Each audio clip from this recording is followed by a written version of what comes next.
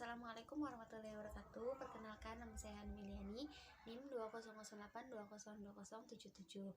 Saya dari kelompok 4, Hukum Bisnis Syariah, Hukum Ekonomi Syariah C. Dengan rekan saya, Muhammad Irfan Abdul Rashid, akan menjelaskan tentang perusahaan satu. Perusahaan satu terdiri dari PT, firma, CV, dan usaha dagang. Di sini saya akan menjelaskan tentang PT. PT yaitu merupakan satu kesatuan persyarikatan pengusaha swasta untuk mewujudkan usaha bersama dan melakukan tujuan bersama. Di sini PT itu memiliki modal dari saham-saham seseorang yang ada di perusahaan tersebut. Jadi kalau misalnya di perusahaan itu kalau misalnya adanya sahamnya tuh, perusahaan tuh nggak bakal runtuh karena masih ada saham-saham yang lain.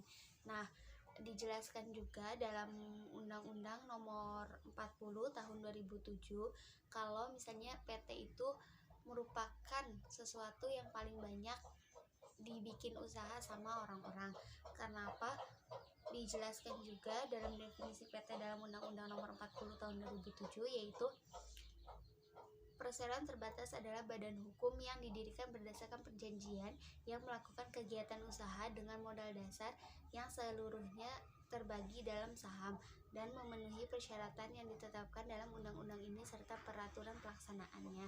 Nah, jadi makin banyaknya PT-PT sekarang tuh ya emang karena mereka menganggap kalau PT tuh lebih banyak peluangnya juga, soalnya kan udah dijelasin juga di undang-undang gitu.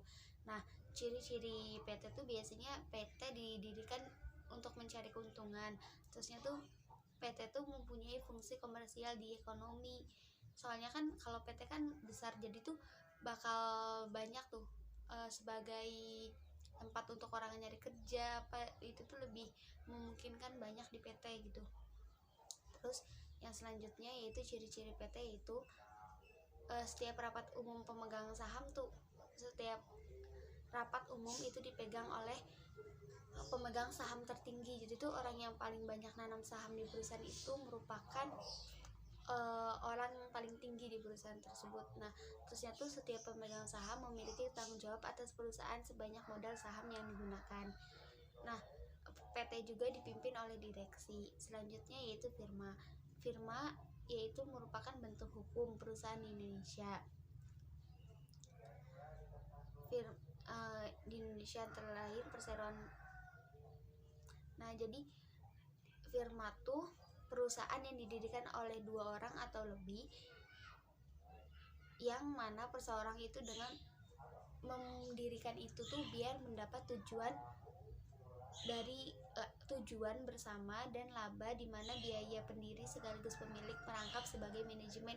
Jadi kalau di firma tuh didiriin sama 2 orang atau lebih, di mana tuh yang menjalankan usaha tersebutnya tuh pemilik saham tersebut tuh merupakan manajemen juga di situnya gitu. Nah, ciri-ciri firma tuh biasanya saling mewakili. Terusnya tuh maksudnya saling mewakili tuh setiap anggota dalam menjalankan usaha firma adalah merupakan wakil dari anggota-anggota yang lain. Selanjutnya tuh umurnya terbatas, artinya firma didirikan oleh beberapa orang mempunyai umur yang terbatas. Maksudnya tuh anggotanya tuh keluar, berarti firma tersebut tuh udah gak jalan lagi tuh karena udah gak ada anggotanya. Terusnya tuh tanggung jawab terhadap kewajiban firma tidak terbatas, jadinya tuh tanggung jawab kekayaan firma tuh di mana saja gitu. Kewajiban firma tidak terbatas pada kekayaan yang ditanamkan.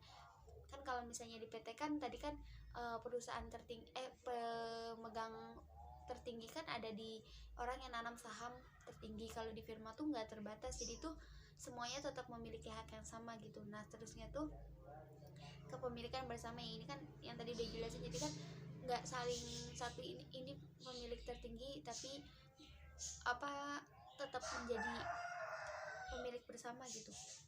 Terusnya tuh yaitu ikut serta dalam pembagian laba, jadinya tuh hasil untung rugi semuanya tuh dibagi secara adil gitu di anggota aktif. Nah, kurang lebihnya mohon maaf. Selanjutnya akan dijelaskan oleh teman saya Muhammad Irfan Abdul Rashid. Wassalamualaikum warahmatullahi wabarakatuh. Assalamualaikum warahmatullahi wabarakatuh. Saya Irfan Muhammad Abdul Rashid. akan melanjutkan pemaparan materi dari Saudari Hanum Iliani. Materi selanjutnya itu persekutuan komanditer. Persekutuan komanditer atau commandeitership merupakan suatu badan usaha persekutuan yang dibentuk oleh seorang atau lebih yang mempercayakan dana atau barang asetnya pada seorang atau lebih yang menjalankan suatu perusahaan. Sedangkan menurut para ahli berpendapat bahwa pengertian SIPI atau persekutuan komanditer adalah suatu badan usaha yang mempersekutukan modal dananya dari dua orang atau lebih yang akan terbagi lagi menjadi dua jenis sekutu. Setiap pemodal yang berada dalam anggota SIPI terdiri dari pemodal aktif dan pemodal pasif. Pemodal aktif adalah pemodal yang berperan dalam memberikan modal sekaligus idenya, sedangkan pemodal pasif adalah pemodal yang hanya menyetorkan modal dana atau asetnya saja untuk perusahaan tersebut. Setiap seorang sekutu komanditer memiliki status hukum yang sama dengan seorang yang meminjamkan ataupun memberikan modal pada suatu perusahaan. Dan setiap sekutu komanditer tidak memiliki hak sama sekali untuk terlibat dalam hal pengelolaan serta pengurusan SIPI. Selanjutnya ialah status dan tanggung jawab sekutu komanditer serta penanaman modal berdasarkan pasal 20 KUHD. Yang pertama, tidak ikut campur dalam pengurusan perusahaan atau tidak terlibat langsung dalam SIPI. Setiap sekutu komanditer hanya menyetorkan modal, uang, atau asetnya demi mendapatkan keuntungan dari laba perusahaan. Untuk itu, setiap sekutu komanditer atau SIPI bisa juga disebut sebagai penanam modal terbatas. Setiap kerugian SIPI akan ditanggung sendiri oleh sekutu komanditer dan hanya terbatas pada jumlah modal atau uang yang sudah disetorkan. Setiap nama sekutu komanditer harus disembunyikan dan tidak boleh diketahui, dan sering juga disebut sebagai silent partner atau sleeping partner. Selanjutnya, ciri-ciri persekutuan komanditer.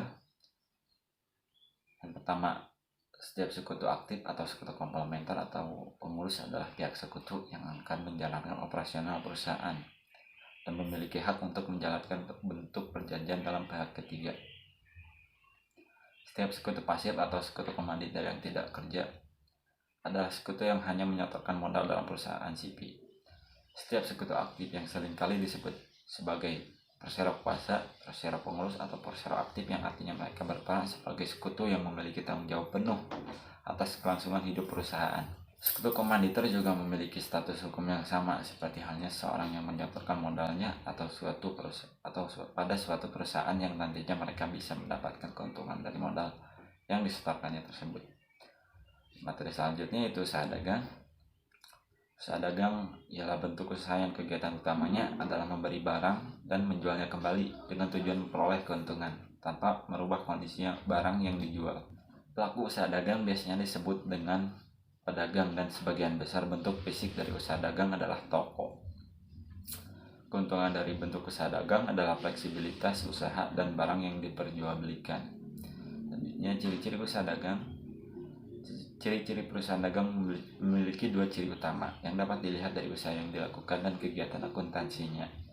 Yang dimaksud dengan usaha yang dilakukan adalah perusahaan dagang melakukan pembelian barang dagang dan menjualnya kembali tanpa terlibat dahulu mengolah barang tersebut. Sedangkan dari kegiatan akuntansinya, perusahaan dagang menggunakan akun persediaan barang dagang, di mana terdapat perhitungan harga pokok penjualan dan laba rugi dapat menggunakan bentuk single step dan multiple step. Selain dua ciri utama tersebut, ada ciri lain dari usaha dagang yang dilihat dari aktivitas transaksi yang terjadi. Transaksi yang umum digunakan pada perusahaan dagang meliputi pembelian barang secara kredit, pembelian barang secara tunai, retur barang dagangan, menerima potongan pembelian, membayar atau menerima perhitungan biaya angkut pembelian, menjual barang secara kredit, menjual barang secara tunai, menerima kembali barang dagang yang sudah dijual, memberi potongan penjualan. Sekian dari saya. Wassalamualaikum warahmatullahi wabarakatuh.